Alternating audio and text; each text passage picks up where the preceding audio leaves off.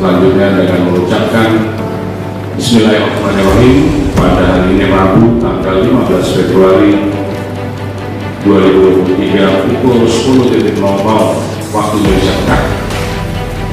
Seminar Strategi Penanganan Kekerasan Perempuan dan Anak tahun 2023 secara resmi saya nyatakan dibuka.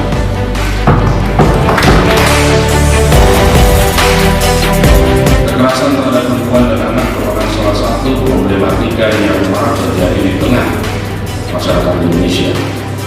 Walaupun kekerasan dapat terjadi pada siapa saja, namun mayoritas dari korban kekerasan seksual adalah perempuan dan anak.